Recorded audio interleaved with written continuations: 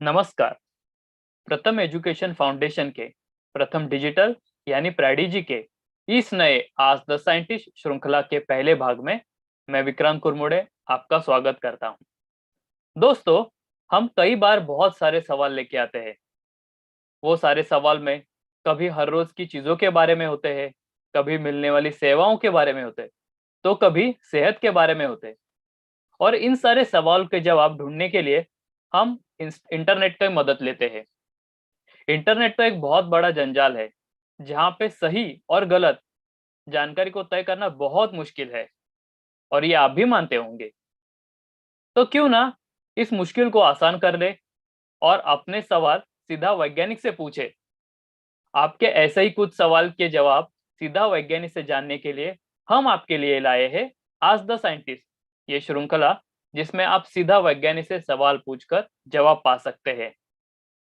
आजकल हम कोरोना की महामारी के चलते टीके के बारे में बहुत कुछ सुन रहे हैं और पढ़ भी रहे हैं, लेकिन टीके तो बचपन से ले रहे हैं हम। पोलियो का टीका हो या बीसीजी का हो या कभी लोहे से काटने के बाद टिटेनस का टीका, क्या लेकिन आप जानते हैं कि ये टीके काम कैसे करते हैं या ये बनते कैसे हैं? इनकी जांच पड़ताल कैसी होती है? ऐसे ही महत्वपूर्ण सवाल जानने के लिए आज द साइंटिस्ट श्रृंखला के पहले भाग में ये विषय लेकर टीका और उसका विज्ञान, जहां पे हम जानेंगे टीके के बारे में। और ये बताने के लिए आज हमारे साथ जुड़े हैं प्रोफेसर डॉक्टर सत्यजीत रथ। प्रोफेसर रथ भारतीय विज्ञान शिक्षा एवं अनुसंधान संस्थान यानी आईसर पुणे के प्रतिरक्षा विज्ञान के सहायक प्रोफेसर है और राष्ट्रीय प्रतिरक्षा विज्ञान संस्थान यानी नेशनल इंस्टीट्यूट ऑफ इम्यूनोलॉजी में वैज्ञानिक भी रह चुके हैं। भारत में वैद्यकीय पढ़ाई पूरी करने के बाद इन्होंने London School of Hygiene and Tropical Medicine, Brandeis University, Yale University School of Medicine जैसे कई महत्वपूर्ण और ख्याति प्राप्त संशोधन संस्थाओं में संशोधन किया है। आज हमारे कार्यक्रम में हमारे अनुरोध को सम्मान करते हुए इतने बड़े वैज्ञानिक आए हैं। प्रोफेसर रथ, आज द साइंटिस्ट कार्यक्रम में मैं आपका सहे दिल से स्वागत करता हूं और आपका बहुत बहुत धन्यवाद कि आप हमारे इस कार्यक्रम में जुड़े हैं लोगों से बातचीत करने के लिए। और इस कार्यक्रम को मैं आपके हाथ में सौंपता हूं। आप आपका कार्यक्रम यहाँ से शुरू हो जाएगा। धन्यवाद विक्रांत भाई। सभी दोस्तों को सलाम, नमस्ते। आइए शुरुआत करते हैं टीकों के विज्ञान के बारे में। तो जाहिर है, जैसे विक्रांत भाई ने कहा कि अपन आजकल टीकों को लेकर काफी चिंतित हैं, इसलिए कि कोविड की महामारी को लेकर टीकों का अभियान चल रहा है और बाकायदा अलग अलग तरीकों की खबरें सुनाई दे रही हैं कि यूं हुआ क्यों नहीं हुआ वगैरह वगैरह। तो लेकिन इसमें कोविड के टीके के बजाय अपन थोड़ी भी शुरुआत यहां से करें कि टीका चीज क्या है, भला बनती कैसी है, उसका विज्ञान क्या है, उसकी वैज्ञानिक समझ क्या है। और इसमें अपन एक 5-10 मिनट शुरुआत में मैं कुछ मोटी मोटी बातें रखूंगा और फिर आपके सवालों के जरिए अपन आगे बढ़ेंगे इस चर्चा सत्र में। तो टीकों के बारे में जानने के लिए, टीकों के बारे में एक वैज्ञानिक समझ बनाने के लिए अपन ने संक्रामक बीमारी को समझना चाहिए जो सूक्ष्म जीवों के मार्फत होती है। मतलब कि बैक्टीरिया हैं, वायरसेस हैं, जो बिल्कुल सूक्ष्म जीव हैं, उनके मार्फत जो बीमारियां पैदा होती है वो संक्रामक बीमारियां कहलाती है। अब संक्रामक क्यों कहलाती हैं? क्योंकि एक व्यक्ति से दूसरे व्यक्ति तक पहुंच के, एक बाधित व्यक्ति से दूसरे स्वस्थ व्यक्ति तक पहुंच के स्वस्थ व्यक्ति को बाधित कर सकती है। यानी कि एक बाधित व्यक्ति से दूसरे स्वस्थ व्यक्ति तक संक्रमण होता है। तो ये जब संक्रमण होता है, मान लीजिएगा कि कोविड का विषाणु है, वायरस है, उसका नाम है सार्स-कोव-2। तो ये विषाणु, अगर मेरा भाई मेरे सामने बैठा है, वो अनजाने में बाधित है, तो वो खांसे, छींके, तो अपन जानते हैं कि अपन खांसते हैं, छींकते हैं, बोलते हैं, हंसते हैं, तो मुंह से पानी की द्रव की बूंदें निकलती हैं, कुछ बड़ी बूंदें होती हैं, कुछ छोटी बूंदें होती हैं। तो इन बूंदों में बाधित व्यक्ति के मुंह से, नाक से जब ये निकलती हैं, तब हर एक बूंद विषाणु के सैकड़ों हजारों कणों से लदालद होती है। तो जाहिर है कि मैं भाई के सामने बैठा हूं और भाई जोर से हंसा, तो कुछ ऐसी बूंदें निकली जो विषाणु से भरी हैं और मेरे गले में, मेरे सांस की नलिकाओं में, मेरे फेफड़ों में जाके कहीं गिर गई। गिरने के बाद विषाणु अंदर जाता है कोशिका के, लेकिन विषाणु को कोशिका में अंदर जाने के लिए कोशिका के साथ बिल्कुल पक्का जकड़ना पड़ता है, अच्छा खासा चिपकाव होना जरूरी है उसका, वरना वो अंदर नहीं घुस सकता कोशिका के। तो उसके लिए विषाणु के बाहरी आवरण पर एक प्रोटीन है जिसको स्पाइक प्रोटीन कहते हैं सार्स-कोव में, लेकिन किसी भी विषाणु की बात करें, हर एक विषाणु के लिए, हर एक वायरस के लिए बिल्कुल यही मसला है कि वायरस का कण आके शरीर में जहां चिपके, पेट में जाए, सांसों में जाए, चमड़ी पे जाए, आके वो कोशिका से पक्का चिपके, और जब कोशिका पे चिपके तब जाके अपना जेनेटिक कोड, अपनी आनुवंशिक प्रणाली को वो अंदर घुसा दे। घुसाने के बाद वो अपनी संतति पैदा करने लगता है, अपनी नकलें बनाने लगता है, अपनी कापियां बनाने लगता है, और शरीर की ओर से उस कोशिका के जरिए प्रतिरक्षा प्रक्रियाएं काम करने लगती हैं, वो प्रोत्साहित हो जाती हैं, काम करने लगती हैं। अब वो क्या काम करती हैं? वो 3 तरह का काम करती हैं। एक तो आसपास जो उसकी कोशिकाएं हैं, जो बाधित कोशिका है, एक विषाणु का कण एक कोशिका में घुस गया, उसके आसपास जो अच्छी खासी स्वस्थ कोशिकाएं हैं उनको सक्षम कर देती है। ऐसी एक प्रक्रिया है विषाणु की रोकथाम में। दूसरा, अपन सुन रहे हैं कि माइक्रो कंटेनमेंट जोन बनाओ ताकि इन्फेक्शन बहुत इधर उधर फैले नहीं।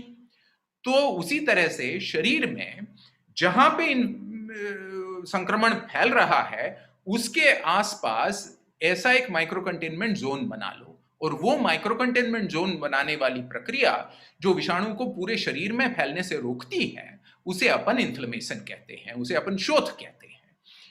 और इस शोथ के फायदे हैं क्योंकि वहीं के वहीं विषाणु को रोका जा सकता है, लेकिन उससे नुकसान भी है क्योंकि शोथ के जरिए वहां पे सूजन आती है, फूलन होती है, जगह लाल होती है, दर्द होता है, पानी गलने लगता है।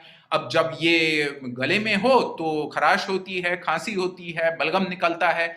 जब फेफड़ों में हो तो पानी जम के फेफड़ों में ऑक्सीजन कार्बन डाइऑक्साइड की लेन देन बंद हो जाती है।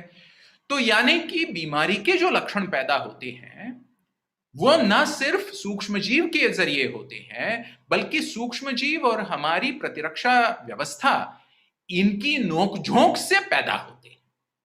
लेकिन इस बीच प्रतिरक्षा व्यवस्था और एक काम करती है। वो काम क्या है? वो विषाणु को इस तरीके से पहचानती है कि उसकी सतह पर एक ऐसा प्रोटीन है, तो अपन अपनी ओर से एक प्रोटीन तत्व बनाएं जिन्हें अपन एंटीबॉडी कहें, और ये एंटीबॉडी तत्व बना के अपन खून में जो द्रव है शरीर के, सांस में, पेट में, उसमें छोड़े। अब ये एंटीबॉडी क्या करे? याद कीजिएगा कि जब विषाणु आके कोशिका पे चिपकता है तो विषाणु की सतह का एक प्रोटीन कोशिका के पृष्ठभाग का एक प्रोटीन को चिपकना जरूरी है। अगर वो चिपकाव नहीं हुआ तो विषाणु को अंदर नहीं जाने की कोई गुंजाइश नहीं रहेगी। अगर ऐसा है तो एंटीबॉडी तत्व ने जाके उस प्रोटीन को अगर ढक लिया, यानी कि ढक्कन लगा दिया, तो विषाणु का कण बाहर ही रह गया। वो कोशिका के साथ जकड़ नहीं सकता, अगर जकड़ा नहीं तो अपना जीवन चक्र नहीं चला सकता, तो विषाणु का जीवन चक्र वहीं के वहीं रुक जाए तो ना रहे बांस ना बजे बांसुरी। तो इस तरीके से जो एंटीबॉडीज अपन बनाते हैं वो अपने शरीर की विषाणु के खिलाफ जो क्षमता है उस क्षमता को बढ़ाते हैं। तो मैं अगर बाधित हो गया तो मेरे थोड़े बहुत कुछ लक्षण हो गए, मैं खांसा, छींका, ये थोड़ा बहुत बुखार हो गया, लेकिन मेरे शरीर ने एंटीबॉडी तत्व बना लिए और फिर मैं स्वस्थ हो गया। अब अगली बार जब वही विषाणु अंदर आएगा तो मेरे एंटीबॉडी तत्व उसे बिल्कुल घुसने ही नहीं देंगे।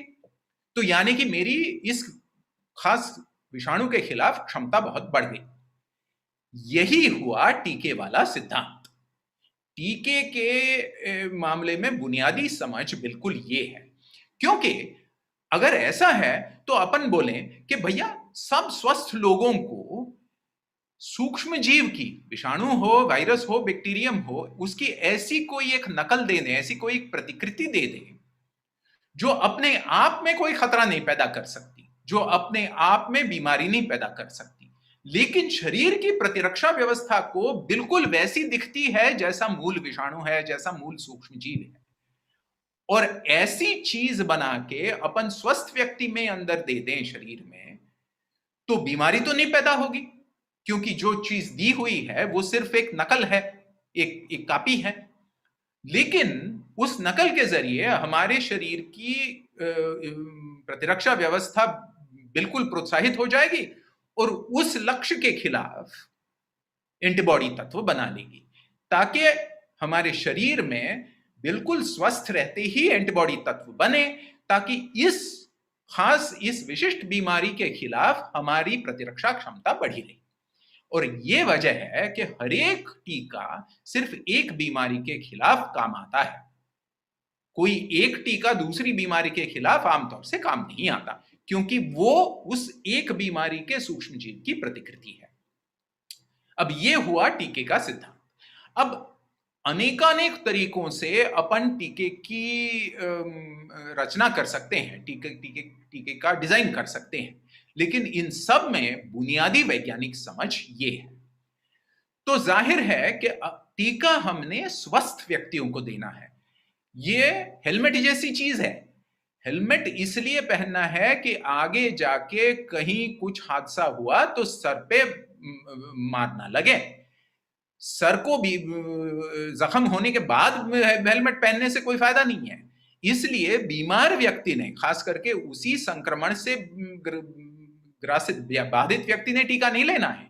टीका स्वस्थ व्यक्तियों ने इसलिए लेना है कि आगे जाके संक्रमण ना हो, और संक्रमण हुआ भी तो बड़ी मामूली तरीके का हो, उससे बहुत ज्यादा खतरनाक बीमारी ना पैदा हो। तो अगर स्वस्थ व्यक्तियों को टीका देना है तो वो बिल्कुल सुरक्षित होना चाहिए।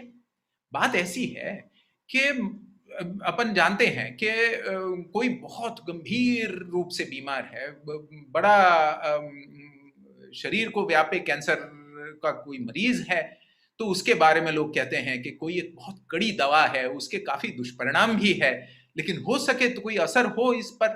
तो अपन कहते हैं कि अब वैसे भी जान खतरे में है, तो दुष्परिणामों को भी झेल लें, लेकिन दवा को इस्तेमाल करके देखें। वैसा टीके के बारे में अपन सोच नहीं सकते, क्योंकि टीका स्वस्थ व्यक्तियों को देना है। इसलिए टीकों को लेकर जो जांचें होती हैं वो दो तरीकों की होती हैं। एक टीकों की सुरक्षितता को लेकर होती है, और एक टीकों की असरदारी को, टीकों की परिणामकारकता को लेकर होती है। अब टीकों की सुरक्षितता को लेकर जो जांचें होती है वो काफी अरसे तक होती है, बड़े पैमाने पर होती है, और तभी बात आगे बढ़ने को इजाजत मिलती है जब उम्मीदवार टीके, कैंडिडेट वैक्सीन जो होते हैं, वो पूरी तरह से सुरक्षित मालूम हो, तभी जाके उन्हें आगे ले जाने की अनुमति मिलती है। उसके आगे जाके ये सवाल पूछ सकते हैं कि टीका असरदार है कि नहीं। लेकिन टीका असरदार है कि नहीं, इसके बारे में भी दो पहलू अपन ने याद रखने चाहिए। मैंने जैसे कहा कि संक्रामक बीमारी सूक्ष्म जीव मुझसे और किसी तक पहुंचे। अब उस व्यक्ति में मैं फिर, हालांकि अपन आम टीकों की बात कर रहे हैं, आम टीकों की और आम टीकों के विज्ञान की, लेकिन महामारी चल रही है तो मैं कोविड की मिसालें ले रहा हूं। तो आपने सुना होगा कि कोविड का विषाणु आके शरीर में बढ़ता भले ही हो, जरूरी नहीं है कि बीमारी के लक्षण पैदा हो। असल में संक्रमण से बाधित लोगों में से आधे से ज्यादा लोगों में कोई बीमारी के लक्षण नहीं पैदा होते। उन्हें मालूम भी नहीं होता कि उनमें संक्रमण है, क्योंकि बड़े मामूली पैमाने पर विषाणु बढ़ रहा है और उस पे शरीर अपने आप में इतनी जल्दी और इतनी फुर्ती से ताबा नियंत्रण पा ले कि बीमारी के लक्षण कोई पैदा ही नहीं होते। लेकिन जब तक ऐसे व्यक्ति के शरीर में विषाणु बढ़ रहा है, तब तक खांसी छींक के जरिए वो उस व्यक्ति के शरीर से विषाणु बाहर भी आ रहे हैं, यानी कि उस व्यक्ति से विषाणु का फैलाव होने की संभावना है। तो इसलिए ये भी सवाल हमने पूछना चाहिए कि क्या व्यक्तियों को टीकाकरण किया गया तो ऐसा जो लक्षण विरहित संक्रमण है, क्या उस पे नियंत्रण पाया जा सकता है? और दूसरा सवाल, जिस सवाल को आप हम अहम मानते हैं, कि क्या अगर मैंने टीका ले लिया तो क्या मैं कम से कम गंभीर बीमारी और मौत से बचा रहूंगा? और टीकों की जब जांच परख होती है तब ये दोनों सवाल अलग अलग तरीकों से पूछे जाते हैं कि क्या टीके लोगों को गंभीर बीमारी और मौत से बचाते हैं, ये हुआ एक सवाल, और क्या टीके लोगों में संक्रमण को कम करने में मददगार होते हैं, ये हुआ दूसरा सवाल। अब इन दोनों सवालों के जवाब में हमने एक बात याद रखनी चाहिए, और वो बात है कि टीके, जैसे हेलमेट के बारे में अपन कहते हैं कि हेलमेट पहनने से हमारा सर बिल्कुल मतलब गारंटीदार सुरक्षित तो नहीं रहेगा, गंभीर जख्म होने की संभावना बहुत कम है। टीके की बिल्कुल वही बात है। टीका ले लें इसका मतलब तो ये नहीं कि महाभारत में जो कर्ण के कवच कुंडल थे और वो बिल्कुल अवध्य था, उसे कोई शस्त्र छू भी नहीं सकते थे, टीके की बात वैसी नहीं है। असल में जिंदगी में कोई भी बात ऐसी नहीं है, किसी भी चीज की ऐसी यूं गारंटी नहीं मिलती, तो टीकों की भी गारंटी नहीं मिलती।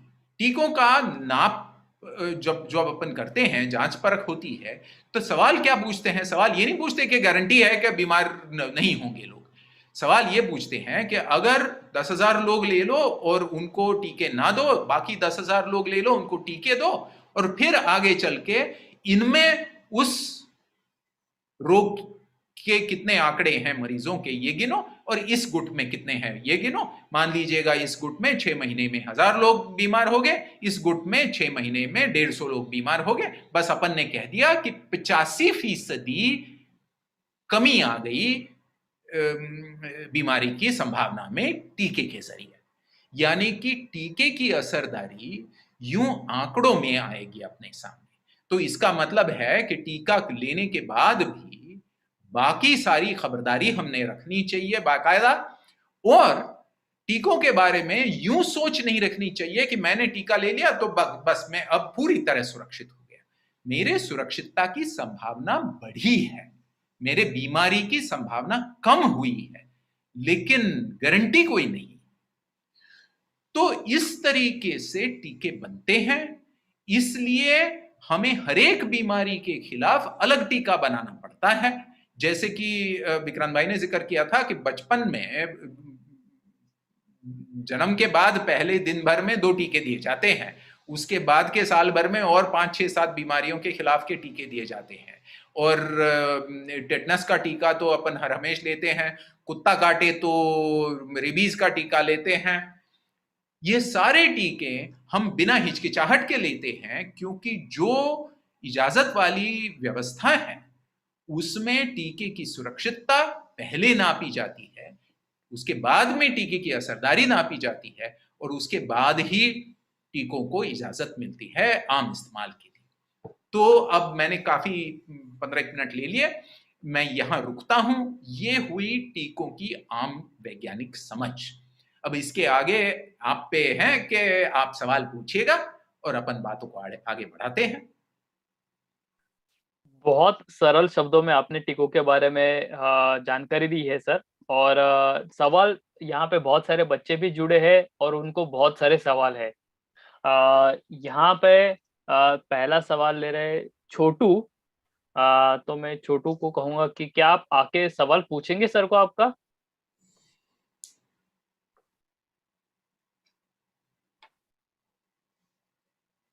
छोटू है क्या? Yes sir. हाँ छोटू, सवाल पूछिए आपका। सर वो वैक्सीन को कितने टेम्परेचर में रख सकते हैं? आप ठीक से पूछेंगे जरा।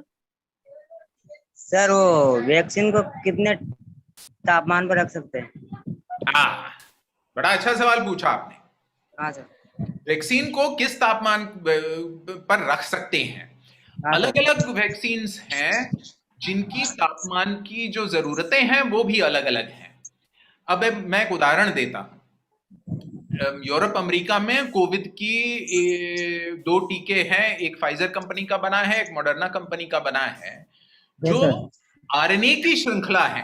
टीके में सिर्फ आरएनए की श्रृंखला है, आरएनए की चेन है, और आरएनए की चेन शरीर में डाली जाती है। अब आपने सुना होगा कि जेनेटिक कोड डीएनए में होता है, और डीएनए का उसकी नकल आरएनए में बनती है, और आरएनए की जो प्रणाली है उस प्रणाली को पढ़ते हुए अपने शरीर की कोशिकाओं में प्रोटीन्स बनते हैं, प्रथिन बनते हैं। तो विषाणु का जो लक्ष्य प्रोटीन है हमारे लिए एंटीबॉडीज बनवाने के लिए, उसका नाम कोविड के संदर्भ में है स्पाइक प्रोटीन। तो जो एमआरएनए है, मैसेंजर आरएनए है, उसी को टीके में डाला गया है और उसको सुई से अंदर डाला जाता है। और हालांकि एमआरएनए से शरीर की कोशिकाएं प्रोटीन बनाती हैं, तो इसलिए एमआरएनए इतना अच्छा साफ सुथरा होना चाहिए कि वो शरीर की कोशिका में अंदर जा पाए। और इसलिए चूंकि एमआरएनए काफी नाजुक मॉलिक्यूल है, इसलिए फाइजर की और मॉडर्ना की कोविड टीके जो हैं वो -70 डिग्री सेल्सियस को रखने की जरूरत पड़ती है। तो आप तो समझ लेंगे कि अपने देश में खास करके ग्रामीण इलाकों में -70 के तापमान को कोई वैक्सीन रखने का प्रावधान तो है नहीं। तो इसलिए ये जो 2 टीके हैं कोविड के, ये इस देश में बहुत ज्यादा काम नहीं आएंगे। दूसरे टीके जो हैं, जो एस्ट्राजेनेका का, जो सीरम इंस्टीट्यूट ऑफ इंडिया का टीका है मसलन, जिसे अपन कोविशील्ड कहते हैं, वो भी एक जेनेटिक कोड वाला टीका है। वो उसके माध्यम से भी स्पाइक प्रोटीन का जेनेटिक कोड शरीर में डाला जाता है, लेकिन वो जेनेटिक कोड एक बिल्कुल सुरक्षित वायरस में पैकेजिंग करा होता है। और ये जो पैकेजिंग वायरस है उसको -70 की -80 की जरूरत नहीं है, लेकिन उसको रेफ्रिजरेशन की जरूरत है, यानी कि 4 से 8 डिग्री सेल्सियस की जरूरत है। और इसलिए कोविड के टीकों का जो अभियान चल रहा है उसमें रेफ्रिजरेशन की बेहद सख्त जरूरत है, क्योंकि कोविशील्ड को 4 से 8 डिग्री की जरूरत है। वैसे ही कोवैक्सीन को, जो हैदराबाद की भारत बायोटेक कंपनी बनाती है, उसमें एक निष्क्रिय किया हुआ सीधा SARS-CoV-2 का वायरस है उस टीके में। उसके लिए भी 4 से 8 डिग्री की मतलब के रेफ्रिजरेशन की जरूरत है। लेकिन ऐसे कई टीके अभी बन रहे हैं कोविड को लेकर। एक मिसाल दे दूं तो बेंगलोर की जो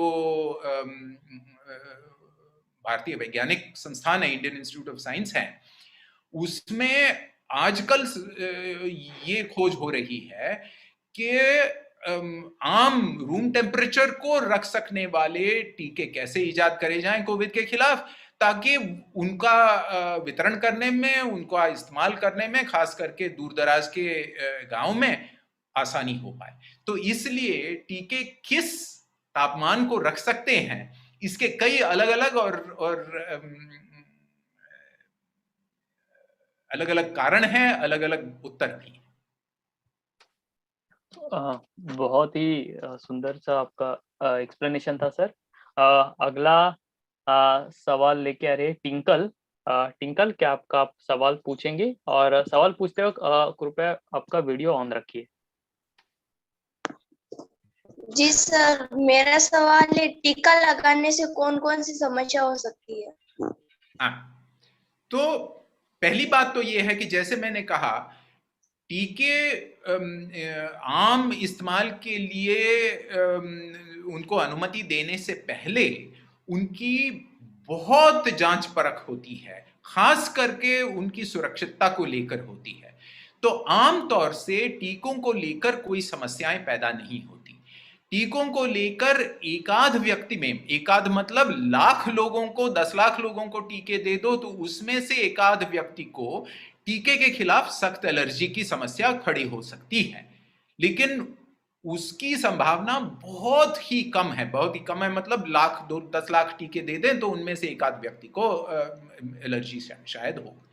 सिवा उसके कोई गंभीर समस्या टीकों से पैदा नहीं होती। जो छोटे छोटे लक्षण पैदा होते हैं टीकों को लेकर, ये बच्चों में भी होते हैं, बालिग लोगों में भी होते हैं, बुजुर्गों में भी होते हैं। वो है कि टीका ले लो। अब मैं उदाहरण देता हूं कि 6-4 महीने की बच्ची को डीपीटी का ट्रिपल का अगला डोज देने के लिए अस्पताल में या स्वास्थ्य केंद्र में ले जाओ, तो सुई लगती है, बच्ची को वापस ले आओ। शाम को माँ दादी के दरमियान बातें होती है कि रो रही है, बहल नहीं रही, दूध नहीं पी रही, तो दोनों एक दूसरे से कहती हैं सुई लगी है ना टीके की, तो तनिक बुखार चढ़ा होगा, थोड़ा दर्द हो रहा होगा, थोड़ी पट्टी लगा लो, कल सुबह तक ठीक हो जावे। और वो लक्षण टीकाकरण के आम लक्षण हैं, क्योंकि जैसा कि मैंने कहा टीकों के माध्यम से अपन थोड़ा सा अपन की शरीर की प्रतिरक्षा व्यवस्था को उल्लू बना रहे हैं। अपन तो कोई खतरनाक चीज सचमुच डाल नहीं रहे, लेकिन फिर भी अपन चाह रहे हैं कि शरीर, ये प्रतिरक्षा व्यवस्था ये माने कि अरे कोई खतरनाक चीज आ गई और वो उसकी पहचान यूं है तो उसके खिलाफ मैंने एंटीबॉडी बनानी है। अगर ऐसा है तो थोड़ा बहुत इम्यून सिस्टम को उस्काने के लिए थोड़े छोटे से स्थानिक लक्षण पैदा होने चाहिए। तो हम में से सभी लोगों को टीका लेने के बाद उसी जगह में थोड़ा सा दर्द होता है, थोड़ा दबाएं तो ज्यादा दर्द होता है, वहां पे जगह लाल हो जाती है, कभी कभी खुजली होती है। इस तरीके के लक्षण ये टीके के अपने लक्षण हैं, लेकिन सिवा उसके टीकों की कोई समस्याएं नहीं है। जो सभी बातें सामाजिक माध्यमों, सोशल मीडिया में चल रही हैं कि टीकों को लेकर यूं सेहत बिगड़ जाती है, त्यों बिगड़ जाती है, टीकों को लेकर बीमारी और भी तेज हो जाती है, इसमें कोई तथ्य नहीं है, इसमें कोई सबूत नहीं है। बाकी ऐसे कोई भी लक्षण टीकों के माध्यम से गंभीर स्वरूप से पैदा नहीं होते। जी टिंकल जी, आपको आपके सवाल का जवाब मिल गया होगा। अगला सवाल लेके आ रहे हैं माही। जब आप सवाल पूछेंगे तो आप कृपया ये भी बताइए कि आप कहाँ से हैं, ठीक है? अगला सवाल माही पूछ रहे हैं। माही, क्या आप पूछेंगे आपका सवाल? हेलो सर, मेरा नाम माही है और मैं यूपी से हूँ। सर, मेरा सवाल ये है कि जब एक नॉर्मल पर्सन को वैक्सीन में टीका लगता है तो उसका जो असर रहता है, उसकी प्रतिरोधक क्षमता, वो कब तक रहती है? तो बड़ा अच्छा सवाल पूछा, और ये आज के हालात में और भी बिल्कुल सही सवाल है, क्योंकि इस सवाल का सही उत्तर कोविड के टीकों को लेकर हम जानते ही नहीं अभी तक। तो मैं थोड़ी बात समझा दूं। मैंने जैसे कहा कि अपन ने टीका ले लिया तो अपन के शरीर की प्रतिरक्षा व्यवस्था ने एंटीबॉडीज बना ली, तो खून में एंटीबॉडीज चल रही हैं। एंटीबॉडीज का एक प्रमाण है, एंटीबॉडीज की एक मात्रा है, एक लेवल है उसकी, वहां तक बनाई। अपन ने जब दूसरा डोज ले लिया टीके का तो और सजग हो गई इम्यून सिस्टम, उसने और एंटीबॉडीज की लेवल बढ़ा दी। ये जो बढ़ी हुई लेवल है, मात्रा है, ये कब तक बढ़ी रहती है? क्योंकि सुरक्षा तब मिलेगी जब एंटीबॉडीज की एक लेवल बनी रहे। तो ये लेवल बनी रहने का अवधि क्या है, तो ये तो जांच पड़ताल के बाद ही मालूम पड़ेगा। और अलग अलग टीकों के लिए इस सवाल का उत्तर अलग अलग है। सारे टीकों को एक समान उत्तर नहीं है हर एक टीके के बारे में। तो मैं एक उदाहरण देता हूं आपको। येलो फीवर वायरस एक अफ्रीका में मच्छरों के जरिए होने वाली संक्रामक बीमारी है येलो फीवर, और येलो फीवर विषाणु की बीमारी है, और येलो फीवर वायरस के खिलाफ एक टीका है, येलो फीवर वैक्सीन है। एक डोज ले लो तो 10 साल तक एंटीबॉडीज की मात्रा बनी रहती है, 10 साल तक। लेकिन आप आजकल अखबारों में आपने पढ़ा होगा न्यूमोकॉकस न्यूमोनिया को लेकर टीकों की बातें हो रही हैं। तो 5 साल पहले जो न्यूमोकॉकस को लेकर टीके मिलते थे, उनसे जो एंटीबॉडीज बनती थी वो मुश्किल से साल 2 साल चलती थी, उसके बाद उनकी मात्रा कम होती जाती थी और दोबारा टीका लेना जरूरी हो जाता था। तो ये क्यों होता है, कैसे होता है, इसको लेकर, ये तो मेरे विज्ञान का विषय है और इसको लेकर हम प्रतिरक्षा वैज्ञानिकों में काफी बहस है, काफी बातें अनजानी हैं इसमें। तो आप जैसे लोग जब आगे जाके वैज्ञानिक बनेंगे तब तक भी इस सवाल का सही जवाब, जहां तक मेरा मानना है, नहीं मिलेगा। तो आप शिरकत कर पाएंगे उस तरीके के संशोधन में। कोविड को लेकर अपन क्या जानते हैं, तो यूं देखिएगा कि पिछले साल मॉडर्ना और ये जो सारी कोविड के टीके वाली कंपनियां हैं, उन्होंने जांचें शुरू करी थी। तो अपन उनसे पूछ सकते हैं कि क्या आप पिछले साल भर जिन वॉलंटियर्स को आपने लिया था अपने जांच में, उनमें एंटीबॉडीज की जांच परख कर रहे हैं? तो वो बिल्कुल महीना दर महीना कर रहे हैं। और हम जहां तक जानकारी हमारी है कि 8-10 महीनों तक कम से कम कोविड के जितने टीकों की जांच उस वक्त तक हुई है, एंटीबॉडीज की सतह बनी रहती है। तो इसलिए अपन ये कह सकते हैं कि शायद साल भर में दोबारा डोज लेने की जरूरत ना पड़े। लेकिन क्या 2 साल चलेंगी, 3 साल चलेंगी, 4 साल चलेंगी, ये अपन अभी तक जानते नहीं, क्योंकि सारी वैज्ञानिक समझ जो अपन बनाते हैं, सोचा कुछ भी हो, सबूतों के आधार पर असली बात चलती है। और सबूत कोविड के टीकों को लेकर दिन ब दिन अपने सामने आ रहे हैं। तो आगे चलते कोविड के टीकों के बारे में आपके सवाल का जवाब अपन को महीना दर महीना मिलते रहेगा। Okay sir, thank you sir. हमारे कुछ सवाल YouTube से भी आ रहे हैं। YouTube से दुर्गेश प्रजापत है, जिन्होंने पूछा है, लोहे की चोट लगने पर क्या टिटेनस का टीका लेना जरूरी है? क्या इस टीके के कोई साइड इफेक्ट है या इस टीके को चोट लगने पर ही लगाना चाहिए? तो आमतौर से टेटनस का टीका, एक पहली बात, टेटनस टीके की कोई समस्या नहीं है, टीका लेने के कोई दुष्परिणाम नहीं है। कई मेरे मित्र हैं जो हर 5 साल टेटनस का टीका लगा ही लेते हैं। खास करके जो ग्रामीण इलाकों में काम करते हैं, लोहे के औजारों से के साथ काम करते हैं, अस्पताल वगैरह काफी दूर हैं, तो सुरक्षा उनके लिए वो यही सोचते हैं कि हर 5 साल टीका ले ही लें।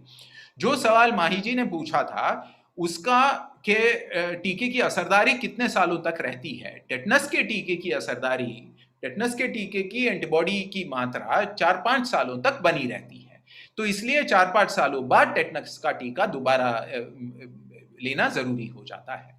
इसलिए आपको अगर लोहे से जख्म हो जाए, आप डॉक्टर के पास पहुंचो, तो डॉक्टर वो तो सिलाई तो करते हैं, लेकिन उसके साथ साथ सवाल ये भी पूछते हैं कि टेटनस का टीका कब लिया हुआ है, और अगर पिछले 3-4 सालों में ना लिया हो तो कहते हैं कि अभी ले ही लो। तो बात यह है कि आमतौर से चूंकि टेटनस की बीमारी इतनी खतरनाक बीमारी है, इसलिए टेटनस का टीका लिए रखना सही बात है। इसलिए अगर बड़ी चोट लगे, खास करके चोट में मिट्टी वगैरह बड़े पैमाने पर गई हो, क्योंकि टेटनस का टीका जिस विषाणु की विष के खिलाफ है, वो विषाणु के नहीं, बैक्टीरिया के विष के खिलाफ है, वो बैक्टीरिया के खिलाफ नहीं है टीका, वो बैक्टीरिया के विष के खिलाफ है, टेटनस टॉक्सिन के खिलाफ है। लेकिन वो जो बैक्टीरिया है, क्लॉस्ट्रीडियम टेटनाई, वो मिट्टी में मौजूद होते हैं। तो अगर जख्म में, चोट में मिट्टी का बड़े पैमाने में जाए तो जितना भी धो लो, 2-4 बैक्टीरिया कहीं रह जाएं तो वो वहीं के वहीं उनकी बढ़त होगी और वो अपना विष बना लेंगे और वो शरीर में विष फैल के टेटनस की बीमारी हो जावे। तो बजाय इसके यही अच्छा है कि टेटनस का टीका ले ही लें। जी। अगला सवाल लेके आ रही है वैदिका। वैदिका जी, क्या आप है यहाँ पे? जी, आपका सवाल हेलो पूछिए। सर, मेरा नाम वैदिका शुक्ला है। मैं कक्षा 8 की विद्यार्थी हूँ। मैं उत्तर प्रदेश के उन्नाव जिले में रहती हूँ। सर, मेरा सवाल यह है कि क्या अलग अलग ब्लड ग्रुप में जो वैक्सीन का साइड इफेक्ट होता है वो भी अलग होता है? जी, मैं सवाल दोहराता हूं, आप बताइएगा। सही सुना मैंने कि अलग अलग ब्लड ग्रुप्स में वैक्सीन के असरात क्या अलग अलग होते हैं, ये सवाल है? यस सर, क्या उसके जो वैक्सीन के जो साइड इफेक्ट होते हैं वो अलग अलग होते हैं क्या ब्लड ग्रुप के अकॉर्डिंग? तो पहली बात ये मैं बार बार कहूंगा कि आम वैक्सीन्स को, आम टीकों को साइड इफेक्ट कोई खास होते ही नहीं है। जो लक्षण पैदा होते हैं, जैसे कि स्थानिक दर्द है या तनिक हल्का सा बुखार है, ये थोड़ा सा बदन दर्द है, वो टीके के आम स्वाभाविक लक्षण हैं। उन्हें तो अपन साइड इफेक्ट भी नहीं कह सकते, क्योंकि हर एक टीके से कम ज्यादा पैमाने में वो तो होगा ही होगा। क्योंकि जैसा मैंने कहा, टीका एक सूक्ष्म जीव की प्रतिकृति बतौर अपन शरीर में डलवा रहे हैं, तो थोड़े बहुत हल्के से बीमारी के लक्षण होना स्वाभाविक है। सिवा उसके टीके के कोई साइड इफेक्ट होते नहीं है। ये रही पहली बात। दूसरी बात, अलग लोगों में टीकों को लेकर ना उसके लक्षणों में, ना उसके असरदारी में, उसकी कारगरी में कोई फर्क देखे गए हैं। मेरी जानकारी में तो ब्लड ग्रुप्स को लेकर ऐसा कोई संबंध देखा नहीं गया। लेकिन अगर किसी ने देखा होगा, अगर ऐसी जानकारी होगी, अगर ऐसा कोई संशोधन शोध निबंध होगा तो देखना चाहिए। लेकिन जहां तक मैं जानता हूं, ऐसा होने के लिए वैज्ञानिक समझ में हम कारण भी नहीं सोच सकते और ऐसा होता भी नहीं। सभी ब्लड ग्रुप के लोगों पर टीके उतने ही सौम्य लक्षण पैदा करते हैं और सभी ब्लड ग्रुप के लोगों में टीके उतने ही असरदार होते हैं।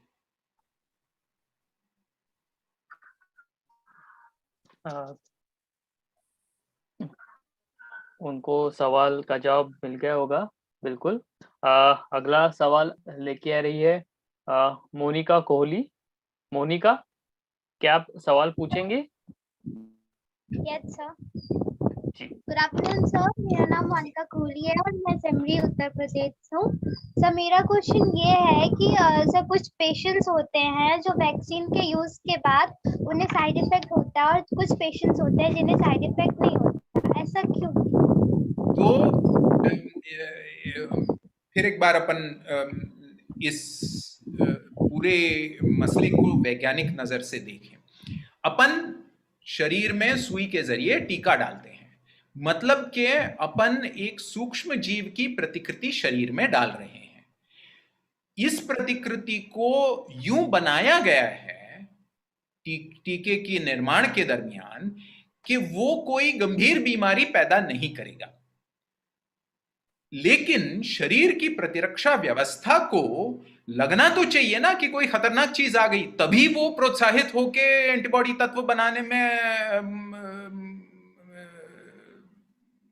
काम करने लगे।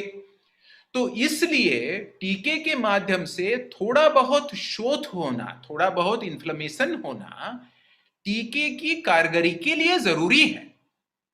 तो इसलिए स्थानिक उस जगह में जो सूजन होती है, लाली आती है, काफी दर्द होता है, वो टीके का आम स्वाभाविक लक्षण है।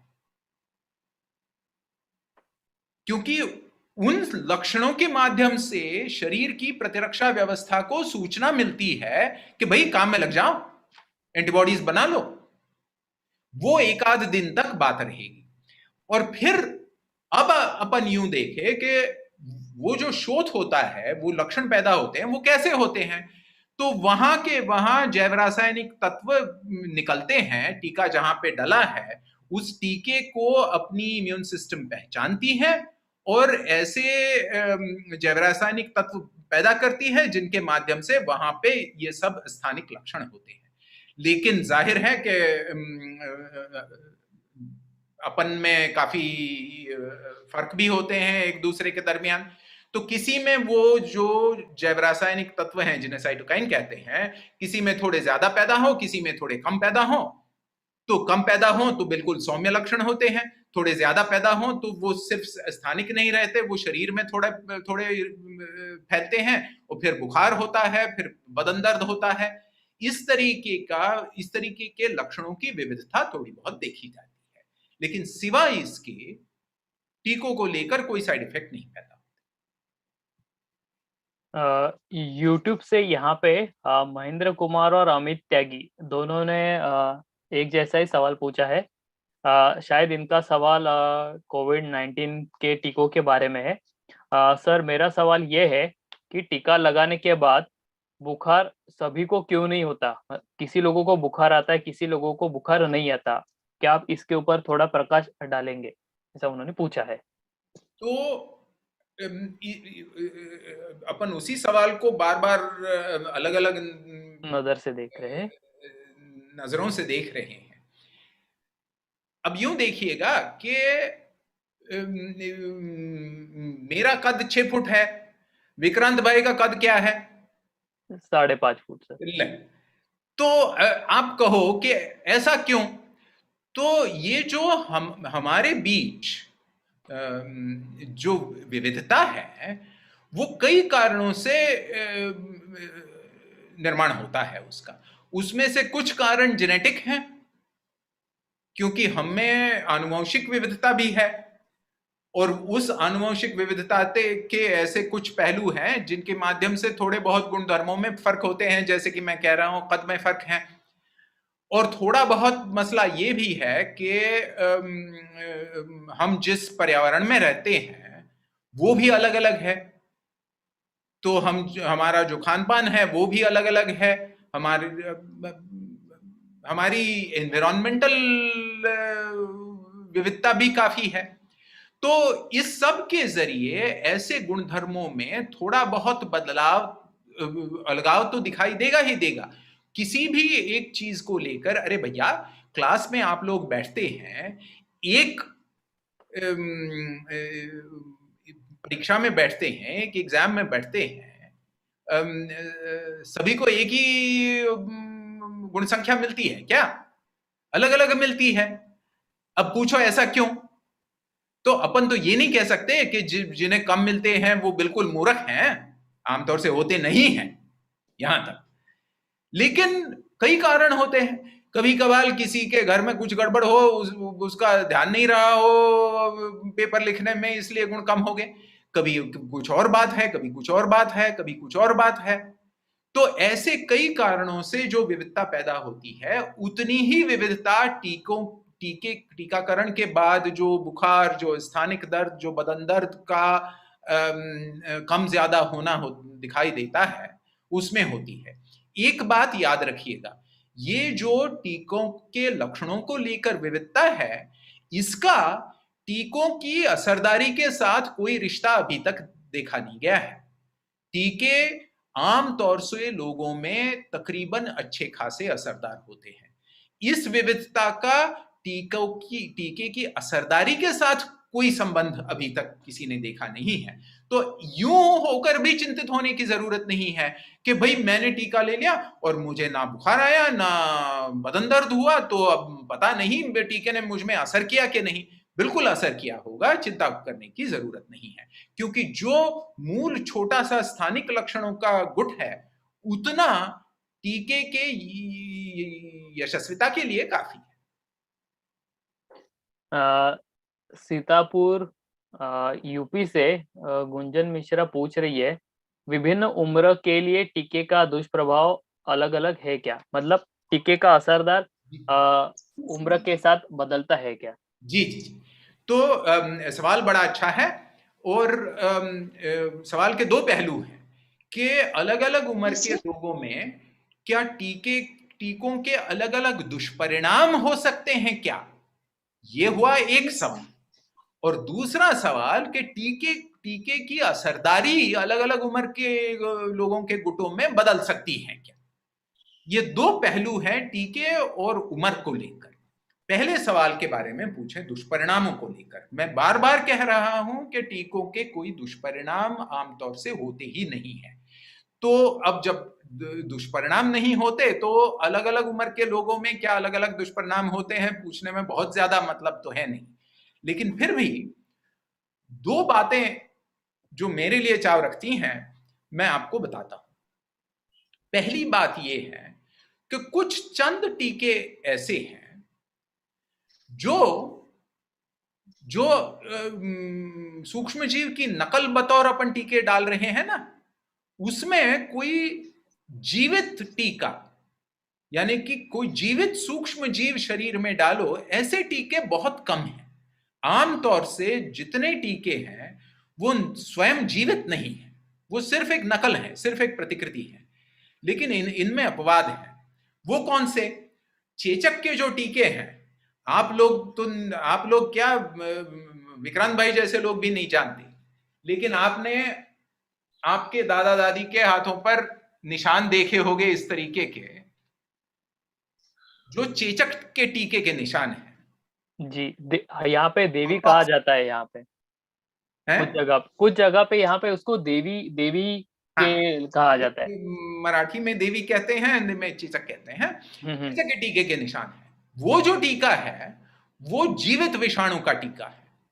जिस येलो फीवर वैक्सीन का येलो फीवर के टीके का जिक्र मैंने किया थोड़ी देर पहले, वो भी एक जीवित विषाणु का टीका है। जीवित मतलब क्या कि इन विषाणुओं को जब शरीर में डालो तो उनका एक मर्यादित तौर पर क्यों न हो संक्रमण होता है, और उस संक्रमण के दौरान एक प्रतिरक्षा प्रतिक्रिया पैदा होती है।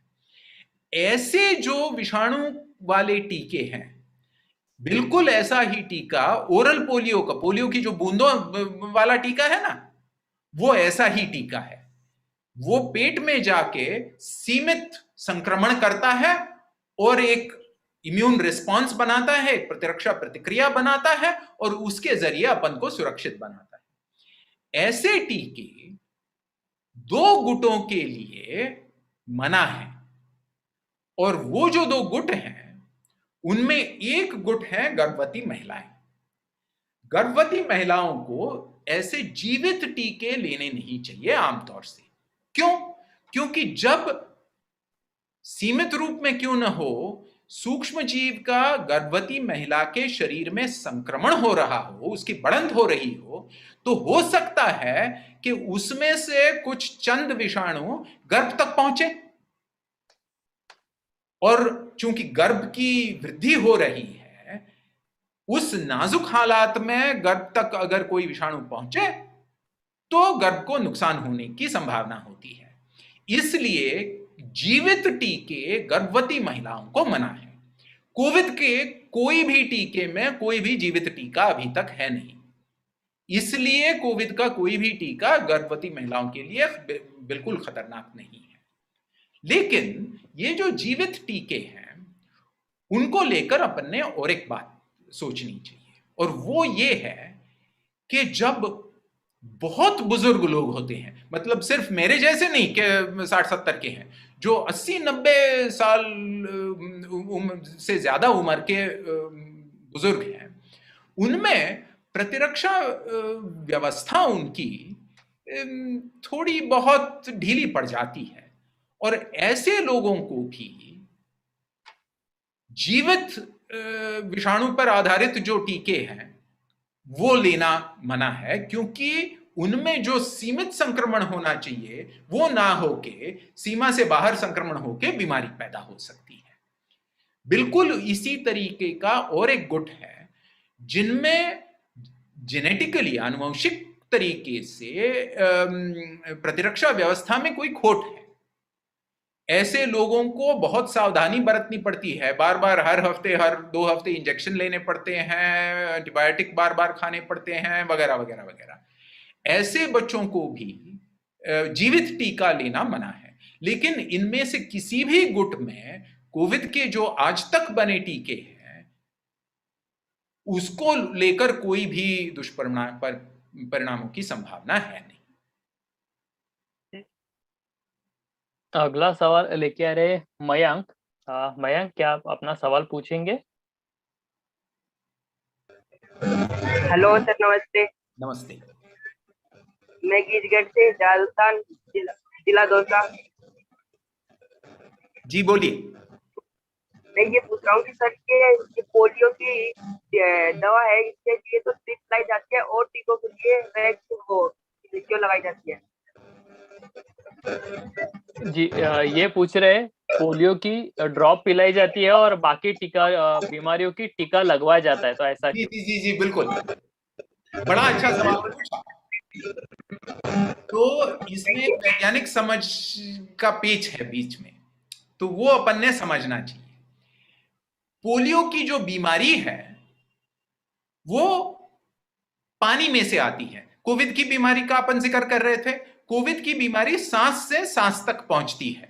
जैसा कि मैंने कहा, मैं अगर बाधित हूं तो मेरी सांस नलिकाओं में विषाणु हैं, तो मैं खांसू, हंसू, बोलू, चीखू तो बूंदें निकलती हैं, वो हवा में तैरते बाकी व्यक्तियों की सांस में जाती हैं। तो कोविड की बीमारी सांस से सांस तक जाती है। पोलियो की बीमारी पानी से मुंह तक जाती है, यानी कि पेट की बीमारी है। अब अपन पूछें कि भैया पोलियो की अगर पेट की बीमारी है तो वो पैरालिसिस कैसे होता है?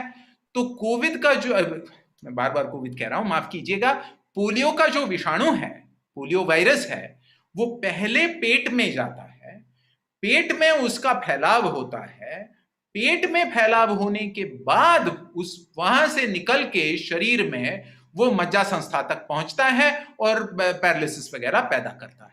तो जाहिर है कि उसे रोकना जब जो चाहिए तो अपन उसको मज्जा संस्था से रोक सकते हैं या उसको पेट से ही रोक सकते हैं। मतलब कि उसने पेट में ही संक्रमण होना अपन रोक पाए तो बिल्कुल जड़ से उखाड़ दिए। लेकिन पेट में अगर उसका संक्रमण हो लेकिन मज्जा संस्था तक ना पहुंचे तो भी अपना काम हो गया, क्योंकि बीमारी नहीं पैदा होगी। संक्रमण होगा जरूर लेकिन बीमारी नहीं पैदा होगी। पोलियो के जो टीके हैं, दो तरीकों के टीके हैं। एक सुई से लगता है, जो सुई से पोलियो का टीका लगता है वो जिस तरीके की और जहां एंटीबॉडीज बनाता है उनसे पेट में संक्रमण में कोई बहुत बाधा नहीं आती। पेट में संक्रमण हो सकता है फिर भी पोलियो वायरस का, लेकिन पेट से मज्जा संस्था तक पहुंचना बिल्कुल खारिज कर देता है। और इसलिए सुई वाला पोलियो का टीका पैरालिसिस की बीमारी पैदा करने से रोकता है। लेकिन जो मुंह से दिया हुआ, बूंदों के जरिए दिया हुआ टीका है, वो दूसरे किस्म की प्रतिरक्षा प्रक्रिया पैदा करता है, जो ऐसे एंटीबॉडी तत्व बनाता है जो सिर्फ खून में नहीं दौड़ते, जो पेट में जो अपन द्रव अपना शरीर डालते रहता है उस द्रव में भी एंटीबॉडी तत्व मौजूद होते हैं। और चूंकि पेट के द्रव में पेट में दिए हुए बूंदों के जरिए बने एंटीबॉडी तत्व मौजूद होते हैं, इसलिए जब पोलियो का विषाणु पेट में पहुंचे तो वहीं के वहीं वो कोशिका में घुसने से रोका जा सके और पेट में ही संक्रमण ना हो। तो इसलिए मुंह से जो दिया जाता है टीका पोलियो का, वो न सिर्फ बीमारी को रोकता है, वो संक्रमण को भी रोकता है। सुई से जो टीका दिया जाता है वो संक्रमण को नहीं रोकता लेकिन बीमारी को रोकता है। जी मयंक, आपको आपके सवाल का जवाब मिल गया है।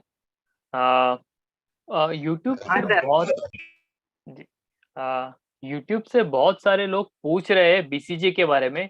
बीसीजी का डोज कितना होता है और क्या आप थोड़ा बीसीजी टीके के बारे में बताएंगे क्या? बहुत सारे लोगों के सवाल बीसीजी के बारे में है। जी जी जी।